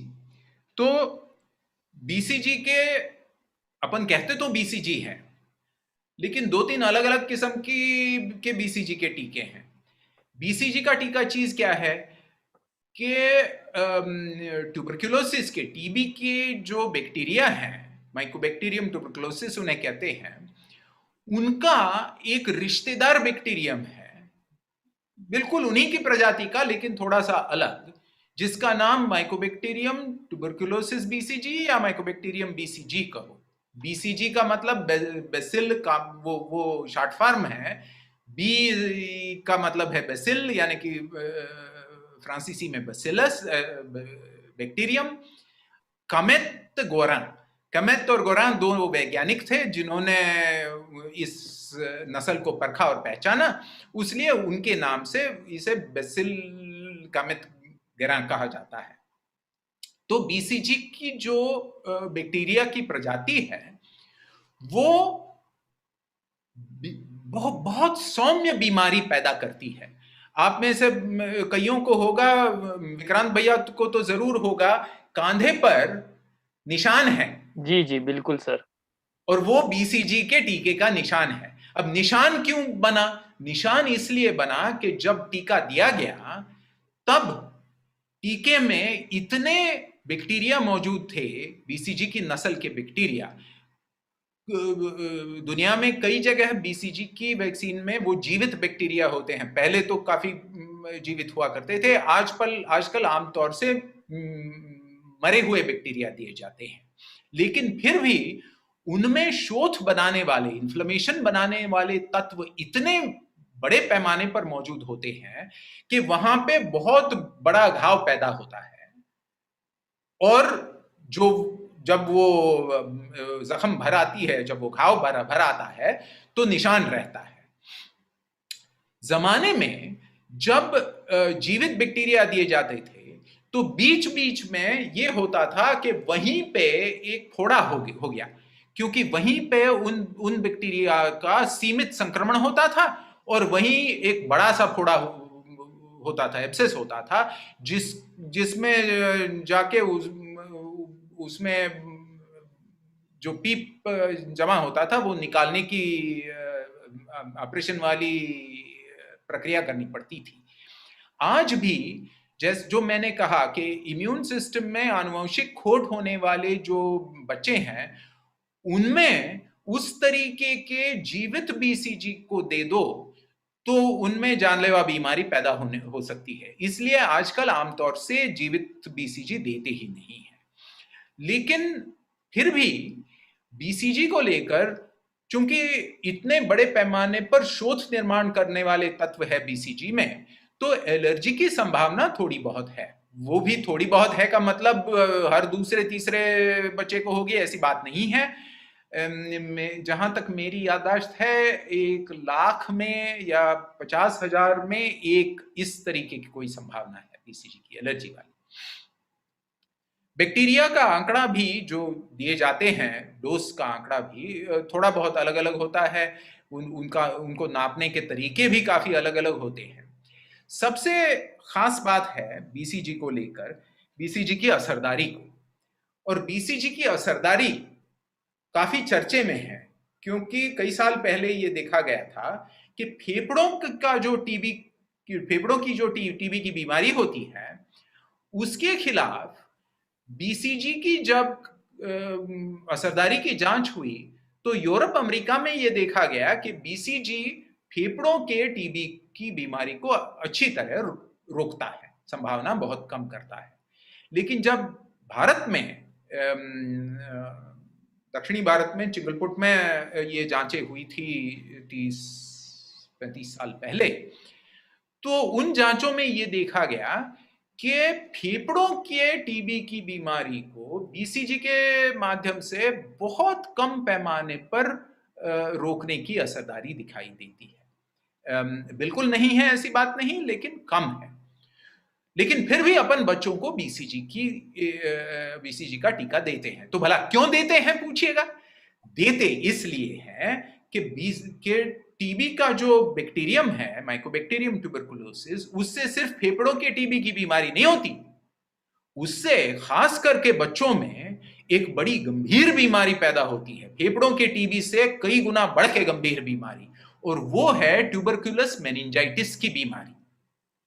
ट्यूबरकुलस मेनिंजाइटिस बच्चों को हो जाए, जब मैं मेडिकल कॉलेज में था 50 साल 45 साल पहले, तब बच्चों के वार्ड में, अस्पतालों में, सार्वजनिक अस्पतालों में हर हफ्ते कई ट्यूबरक्यूलस मेनिंजाइटिस के, टीबी मेनिंजाइटिस के बीमारी के ग्रस्त बच्चे मौजूद हुआ करते थे। और जांचों में यह देखा गया कि और ये बड़ी जानलेवा बीमारी है, जो बच्चे ट्यूबरकुलस मेनिंजाइटिस से ग्रस्त आते हैं उनमें से उस जमाने में 3 में से 1 की मौत हो जाती थी और बाकियों में भी काफी फिर मज्जा संस्था की खोटे रह जाती थी। तो ये देखा गया जांचों में कि बीसीजी के टीके के माध्यम से ट्यूबरकुलस मेनिंजाइटिस पर काबू पा सकते हैं। ट्यूबरकुलस मेनिंजाइटिस की संभावना बीसीजी के टीके से बहुत ही कम होती है। यहां तक कि जैसा कि मैंने कहा 40 साल पहले जब मैं मेडिकल कॉलेज का छात्र था, तब कई बार हफ्ते में ट्यूबरकुलस मेनिंजाइटिस के छोटे छोटे बच्चों को लेकर माँ बाप आया करते थे सार्वजनिक अस्पतालों में। आजकल जो मेडिकल कॉलेज के पढ़ने वाले छात्र छात्राएं हैं, उन्होंने ट्यूबरकुलस मेनिंजाइटिस की केस ही नहीं देखी। इतनी कमी हो गई है टीबी मेनिंजाइटिस में, और वो बीसीजी के टीके के जरिए हुई है। अगला सवाल नंदिनी प्रसाद का है। नंदिनी, क्या आप अपना सवाल पूछेंगे? Yes sir. नमस्ते। नमस्ते। मेरा नाम नंदिनी प्रसाद है। मैं महाराष्ट्र से हूँ और 9वीं कक्षा में पढ़ती हूँ। मेरा सवाल यह है कि वैक्सीन तैयार होने में कितना समय लगता है और उसकी प्रक्रिया क्या है? जी, तो वैक्सीन एक संशोधन का विषय है। तो यूं अपन नहीं कह सकते कि एक नई बीमारी, संक्रामक बीमारी आन खड़ी होगी और आज बीमारी आ गई तो अपन ये कहें कि आप कह रहे हो कि 6 महीने बाद टीका बन जाएगा और उसके बाद और 6 महीने बाद उसकी जांच परख खत्म होगी और साल भर में टीका आम इस्तेमाल में आ जाएगा। ऐसा तो नहीं कह सकते, क्योंकि रिसर्च की, संशोधन की, अन्वेषण की जो प्रक्रियाएं हैं वो काफी अनिश्चित हैं। नतीजों पर निर्भर है कि किस दिशा में आगे बढ़ सकें या नहीं। कई बार यूं होता है कि किसी दिशा में आगे बढ़ें और फिर मालूम हो कि ना, ये तो बात नहीं बनी। एक उदाहरण मैं दूं आपको, मलेरिया का।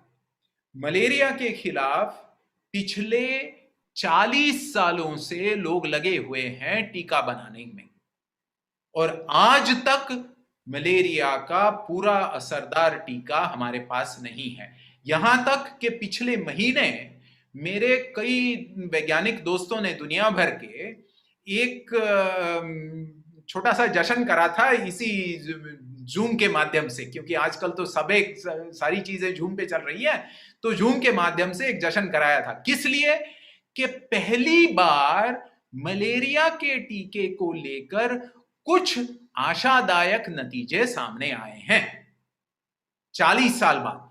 और उस जश्न में हम लोग जब बातें कर रहे थे तो बार बार लोग ये कह रहे थे, अंग्रेजी में कह रहे थे, we have been here before, यानी कि हम एक दूसरे से को चेतावनी दे रहे थे कि भैया बहुत मत खुद को, क्योंकि पहले भी अपन ने यूं आशा देखी है और बात नहीं बनी मलेरिया के टीके की। HIV एड्स की संक्रामक बीमारी 1980 के दशक से हम जानते हैं, तभी से वैज्ञानिकों के गुट लगे हैं टीका इजाद करने में। अभी तक HIV का टीका हमारे पास नहीं है। बीमारी जो जिस सूक्ष्म जीव से होती है वो और अपना शरीर, इसके बीच जो लेन देन, जो नोक झोंक होती है, वो अगर बहुत ज्यादा पेचीदा हो तो टीके की निर्मिति में, टीके की इजादगी में, टीके की खोज में बहुत कठिनाई हो सकती है, बहुत बाधाएं आ सकती है।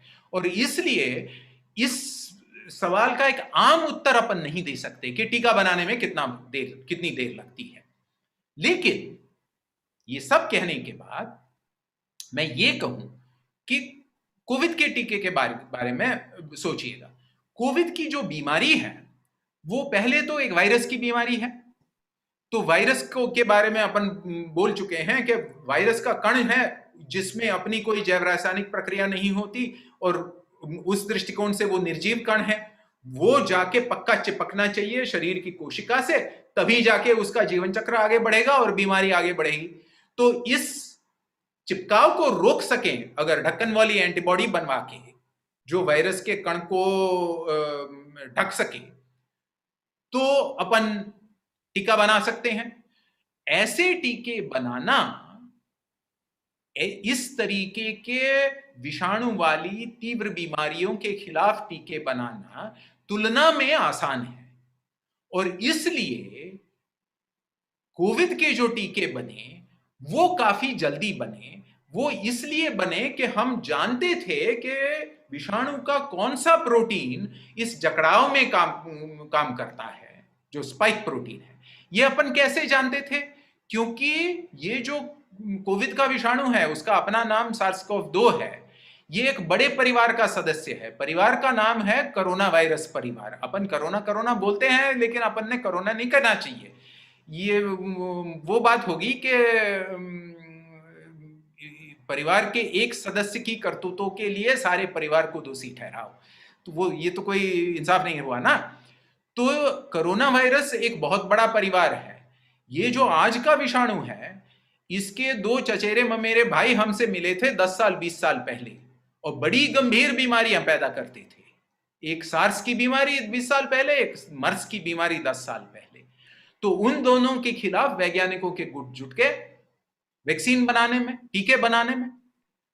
और तभी से अपन जानते हैं कि कोरोना वायरस का कौन सा प्रोटीन इस जकड़ाव में काम आता है।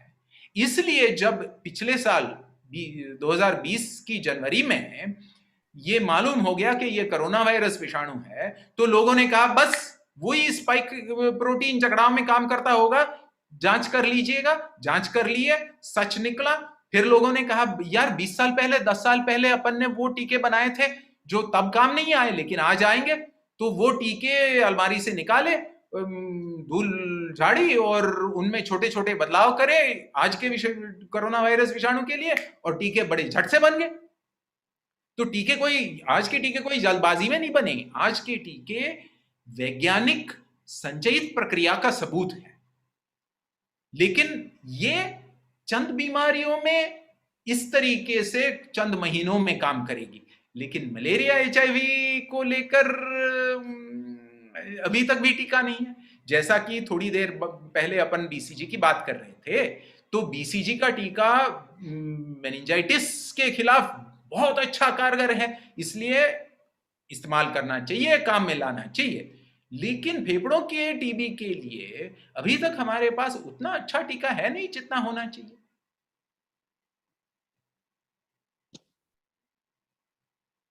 नंदिनी जी, आपको सवाल का जवाब मिल गया?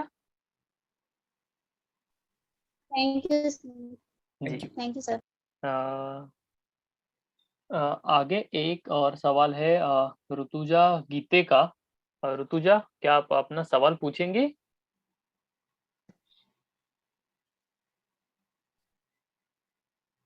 ऋतुजा, क्या आप यहाँ पे है?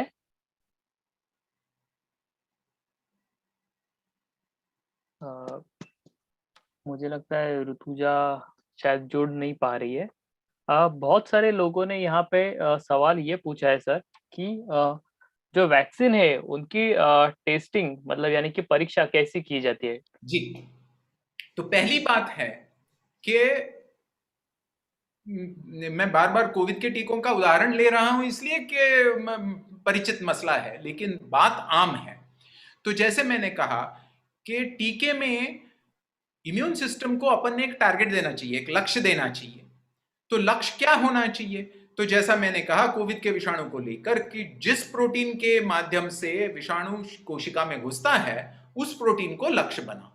तो पहली बात ये कि टेस्ट ट्यूब में ये नापो कि क्या सचमुच वही प्रोटीन लक्ष्य बनाने से कोविड के संक्रमण को रोका जा सकता है। यानी कि कोशिकाएं ले लो, कोविड का विषाणु ले लो, उस प्रोटीन के खिलाफ एंटीबॉडीज बनवाओ, एंटीबॉडीज डालो और ये देखो कि विषाणु इन कोशिकाओं में बढ़ सकता है या बढ़त में रोकथाम आ सकती है। ये हुई पहली जांच। फिर दूसरी जांच ये कि वैक्सीन की फॉर्मुलेशन बनाओ, यानी कि इंजेक्शन में जो डलवाना चाहते हो वो बनाओ और वो छोटे बड़े जानवरों में पहले दे दो और ये सवाल पूछो कि क्या उन जानवरों में एक, टीके सुरक्षित हैं, दो, टीके अच्छे खासे एंटीबॉडीज बनवाते हैं और काफी समय तक वो एंटीबॉडीज बनी रहती है। तीसरा सवाल ऐसे ही जानवरों में यूं पूछो कि अच्छा एंटीबॉडीज बनती हैं, ये तो बड़ी अच्छी बात है, लेकिन क्या ये एंटीबॉडीज मूल विषाणु से बनने वाली बीमारी को रोक सकती हैं? तो इसलिए इसमें परेशानी ये है कि कोविड का विषाणु ले लीजिएगा, चूहों में कोविड के विषाणु के माध्यम से बीमारी पैदा ही नहीं होती, क्योंकि चूहों की कोशिकाओं पे कोविड का विषाणु जाके चिपकता ही नहीं। तो फिर जानवर ऐसा चाहिए जिसमें उस विषाणु के माध्यम से बीमारी पैदा तो हो, तब जाके अपन टीके को परख पाएंगे उस जानवर में, उस प्रजाति में, उस नस्ल में। तो कोविड को लेकर मैं उदाहरण देता हूं कि कोविड चूहों में बीमारी नहीं पैदा करता, गिनी पिग्स में बीमारी नहीं पैदा करता, खरगोशों में बीमारी नहीं पैदा करता। तो इसलिए इन जानवरों में अपन एंटीबॉडीज का नापन तो कर सकते हैं, लेकिन बीमारी के खिलाफ रोकथाम का नापन नहीं कर सकते। फिर किन जानवरों में कर सकते हैं? हैमस्टर्स में कर सकते हैं, फेरेट्स में कर सकते हैं, बंदरों में कर सकते हैं। जितने सारे कोविड के टीके हैं बंदरों में नापे गए हैं बीमारी की रोकथाम के लिए। ये सब जब होता है उसके बाद में वैक्सीन का जो फॉर्मुलेशन है वो मैन्युफैक्चरिंग की जो जांच है कि आपने क्या निर्माण की प्रक्रिया बनाई है, बड़े पैमाने पर निर्माण की प्रक्रिया, उसमें जो क्वालिटी एश्योरेंस, क्वालिटी कंट्रोल वाली प्रक्रियाएं होनी चाहिए, क्या वो मौजूद हैं, क्या उनकी परीक्षा सही की जा रही है। उसके बाद में इंसानी जांचें शुरू होती हैं और इंसानी जांचों की भी 3 स्तर हैं, 3 सतहें हैं। पहली, कुछ थोड़े लोगों को दे दो और सवाल ये पूछो कि क्या अपन पहले से सोच रहे हैं, जानवरों पर परखे हैं, टीके सुरक्षित हैं ना। जब उसके नतीजे आ जाए 2-1 महीनों में, तब दूसरे स्तर की इंसानी जांच करो, फेज 2 क्लिनिकल ट्रायल करो, जिसमें ये पूछो टीकों को लेकर कि क्या टीकों से एंटीबॉडीज बड़े अच्छे पैमाने में, अच्छी मात्रा में बनती हैं सब लोगों में या नहीं। उसमें 2-3 महीने तो कम से कम जाएंगे। वो जो एंटीबॉडीज बनी है, उन एंटीबॉडीज की थोड़ी बहुत चिकित्सा होनी चाहिए, उन एंटीबॉडीज की परीक्षा होनी चाहिए कि क्या वो एंटीबॉडीज विषाणु को कोशिका में घुसने से रोकने में कारगर हैं या नहीं।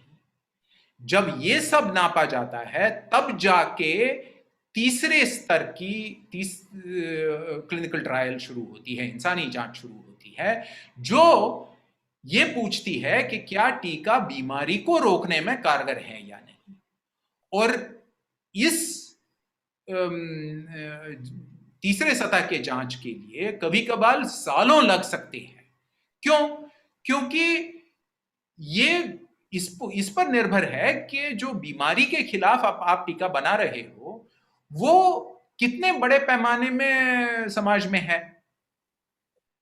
क्योंकि अपन पूछ क्या रहे हैं, अपन ये पूछेंगे तीसरी सतह वाली क्लिनिकल ट्रायल में कि हमने 10,000 लोगों को टीका नहीं दिया, इन 10,000 लोगों को टीका दिया, अब इन दोनों गुटों में हम बीमार लोगों के आंकड़े नापते जाएंगे।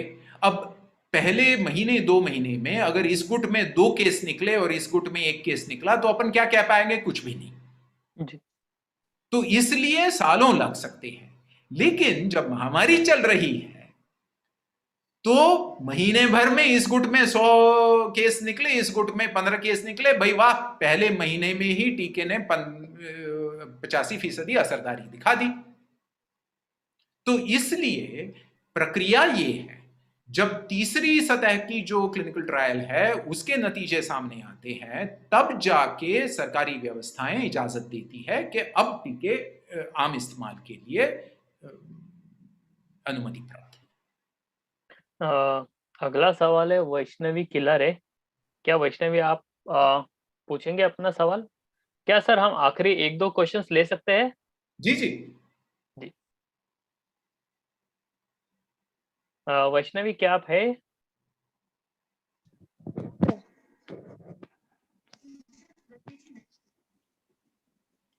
जी पूछे अपना सवाल। नमस्कार, मेरा नाम वैष्णवी है।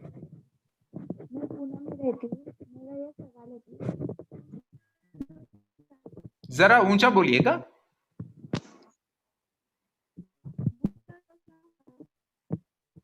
वैष्णवी सुनाई नहीं दे पा रहे हम।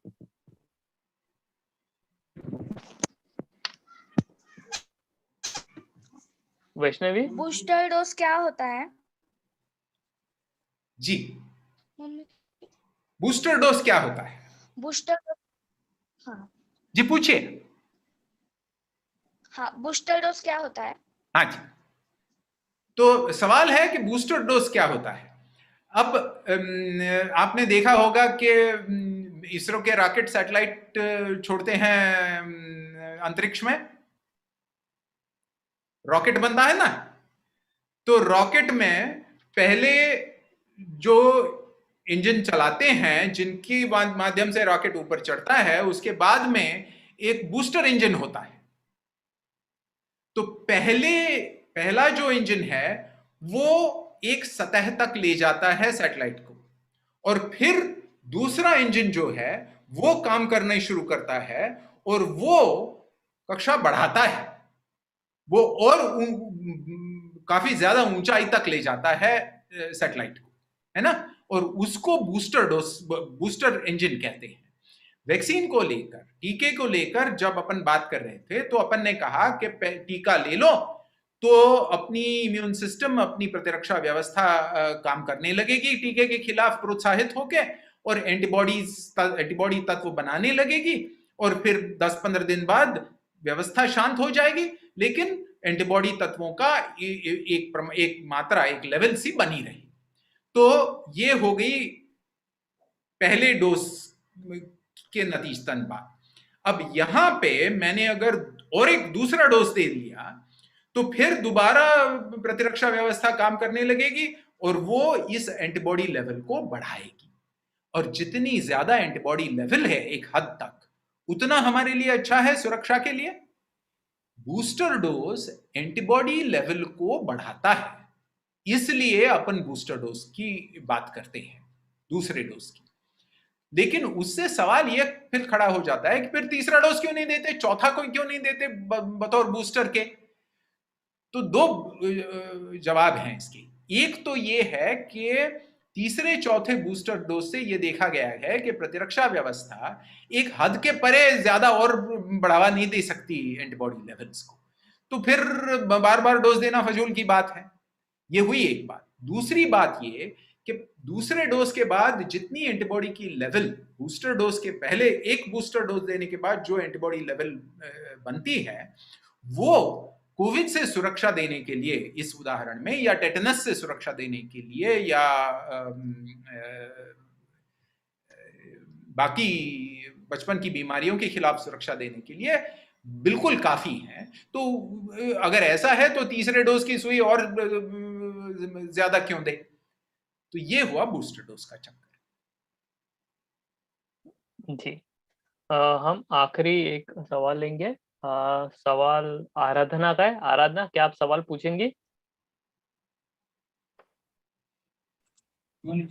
हाँ सर। जी सवाल पूछिए। सर, पागल कुत्ते के काटने पर कौन सा टीका लगाया जाता है? तो बड़ा अच्छा सवाल है, क्योंकि पागल कुत्ते के काटने का अब अपन को पता नहीं होता, सच कहें तो, कि कुत्ता पागल है या नहीं। अपन ये सुरक्षा के लिए मान के चलते हैं कि हो सकता है पागल है, तो इसलिए टीका लगवाना मुनासिब है। लेकिन पागल कुत्ता काटता है मतलब होता क्या है? तो कुत्ता पागल क्यों होता है? कुत्ता सरफिरा हो है इसलिए पागल नहीं है। कुत्ता जिस तरीके का बर्ताव करता है वो इसलिए कर रहा है क्योंकि उसे एक संक्रामक बीमारी हुई है, और वो संक्रामक बीमारी ऐसे एक विषाणु के माध्यम से हुई है। विषाणु का नाम, बीमारी का नाम एक ही है, रेबीज वायरस के जरिए। तो कुत्ता काटने से संक्रमण इसलिए होता है क्योंकि कुत्ते की लार में रेबीज वायरस विषाणु के कण मौजूद होते हैं। तो अगर काटे और खून निकले तो इसका मतलब यह हुआ कि कुछ विषाणु हमारे शरीर में आके बैठ गए। तो लेकिन रेबीज विषाणुओं की एक खासियत है कि वो जहां पे जख्म है, जहां पे चोट है, जहां पे घाव है, वहां पे वो बिल्कुल शुरुआत में धीरे धीरे उनकी बढ़ंत होती है, और जैसे उनकी बढ़ंत होती है वैसे वैसे धीरे धीरे वो मज्जा कोशिकाओं की ओर जाते हैं, मज्जा कोशिकाओं में घुसते हैं, और मज्जा कोशिकाओं के माध्यम से वो हमारे मस्तिष्क में और रीढ़ में चले जाते हैं, और तब जाके हम रेबीज की बीमारी से ग्रसित हो जाते हैं। अब 150 साल पहले लुई पास्चर साहब ने जो रेबीज का टीका इजाद किया, वो कैसे किया? वो यूं किया कि कुत्ते ने काट तो लिया, अब वहां पे चंद रेबीज वायरस के कण मौजूद है घाव में और वो बढ़ रहे हैं, लेकिन उन्हें मेरी मज्जा संस्था तक पहुंचते पहुंचते कुछ दिन लग जाने हैं। उसके पहले मैं अगर रेबीज वायरस का टीका सीधा मेरे हाथ में, मेरी जांग में दे दूं, तो फटाफट मेरी प्रतिरक्षा व्यवस्था प्रोत्साहित हो जाएगी और रेबीज विषाणुओं के खिलाफ ढक्कन वाली एंटीबॉडीज बना लेगी, और जब तक कि यहां धीरे धीरे बढ़ने वाले रेबीज के विषाणु मज्जा संस्था तक पहुंचे, इसके पहले ही ढक्कन वाली एंटीबॉडीज बना के उनको ढक के उनको मज्जा संस्था तक पहुंचने से और मज्जा संस्था की बीमारी पैदा करने से रोक लेगी। और इस तरीके से रेबीज का टीका उन बिल्कुल एक हाथ की उंगलियों पर नापने वाले टीकों में से एक है, जो बीमारी का कारण सामने आने के बाद ही दिया जाता है, यानी कि कुत्ता काटने के बाद ही लेते हैं, नहीं वरना अपन आमतौर से रेबीज का टीका नहीं लेते। लेकिन बाकी सब टीकों को लेकर इतनी आसानी नहीं है, क्योंकि उन बीमारियों में ये जो इंक्यूबेशन पीरियड जिसे कहते हैं वो बहुत छोटा है, और उसलिए संपर्क के बाद टीकाकरण के लिए काफी अवधि नहीं मिलता, लेकिन रेबीज के उदाहरण में मिलता है। इसलिए रेबीज का टीका जिस तरीके से दिया जाता है वैसा दिया जाता है। जी, आराधना जी, आपके सवाल का जवाब को मिला। Thank you sir. यहाँ पे और एक छोटा सा सवाल एक पूछ रहे सपना प्रजापत, पोलियो का टीका 5 वर्ष तक ही क्यों निर्धारित है? अब तो नहीं वो पूछना चाह रही है, पूछिएगा सपना। अच्छा है यहाँ पे। जी मेरा नाम सपना प्रजापत है, मैं राजस्थान से हूँ, मैं 9th क्लास में पढ़ती हूँ। मेरा सवाल यह है कि पोलियो का जो टीका है वो 5 साल के बाद क्यों नहीं लगता?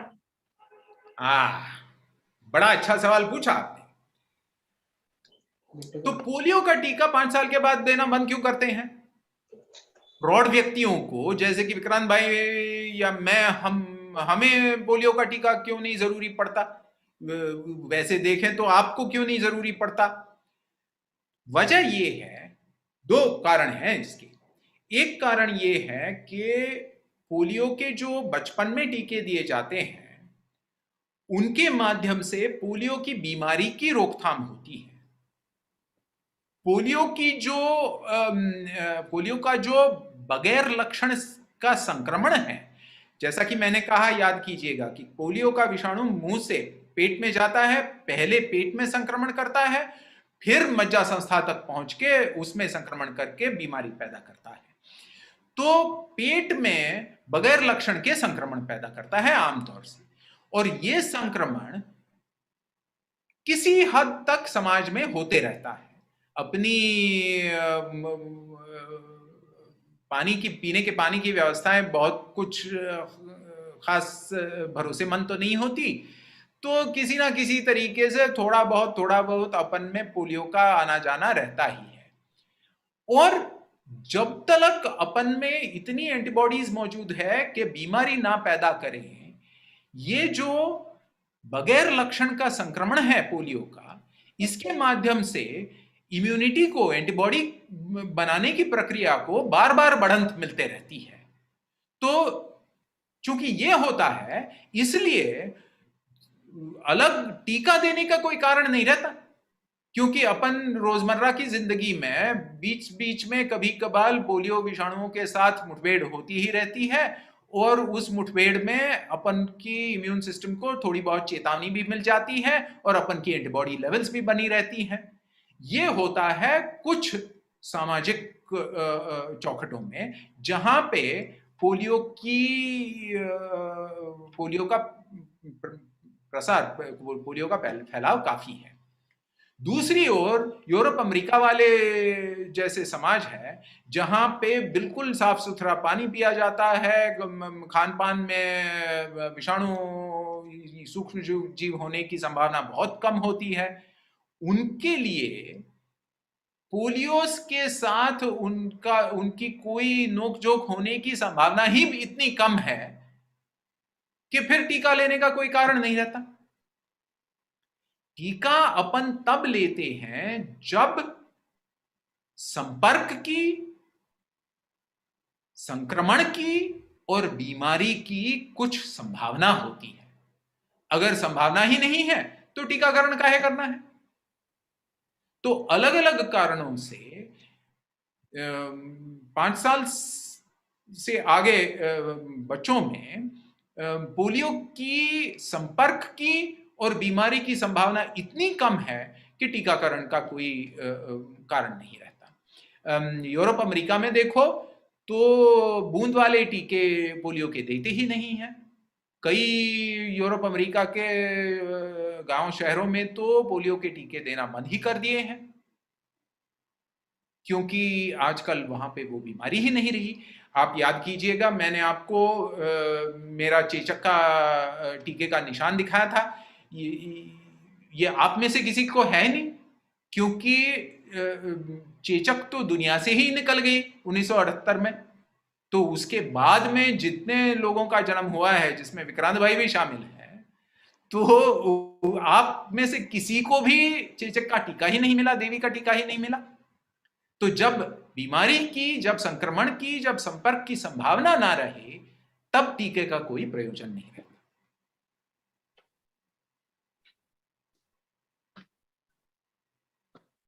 जी, सपना जी को उनका सवाल का जवाब मिला है। यहाँ पे सर, ये कार्यक्रम ऐसा है कि यहाँ पे बहुत सारे लोग अपने अपने सवाल पूछने की कोशिश करते हैं, और ये कार्यक्रम ऐसा है कि जिसमें ये खत्म होना भी थोड़ा मुश्किल हो जाता है।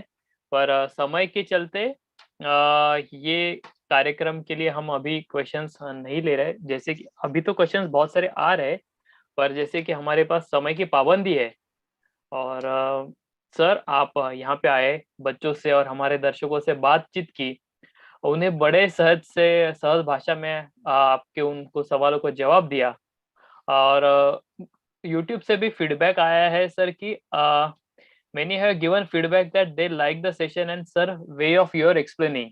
आपका कार्यक्रम उन्हें बहुत पसंद आया है, और जिस तरह से आपने, जिस सहजता से आपने उन्हें ये सब चीजें बताई है, ये YouTube वालों ने वहां पे लिखा है। और सर इसके लिए आपका हम बहुत बहुत आभारी है, और मुझे पूरा विश्वास है कि दर्शकों को ये कार्यक्रम बहुत पसंद आया ही है और उनके सवालों के जवाब भी मिले होंगे। अगर ये कार्यक्रम आपको अच्छा लगता है या आपको जानकारी पूर्ण लगता है, तो आप इस कार्यक्रम को और शेयर कीजिए, ताकि और भी लोग इस कार्यक्रम से जुड़ पाएंगे। सर, आप इस कार्यक्रम में जुड़ने के लिए आपका बहुत बहुत धन्यवाद सर। और हम चाहेंगे कि अगले ऐसे ही कुछ कार्यक्रम में हम आपसे फिर से जुड़ पाएंगे। हम आपके लिए और भी अलग-अलग विषयों की और भी अलग वैज्ञानिकों को आमंत्रित करेंगे ऐसे इस जैसे प्रोग्राम में। इसका लाभ लेने के लिए आप इस चैनल को सब्सक्राइब कीजिए और हम जल्द ही मिलते हैं एक नए विषय के साथ।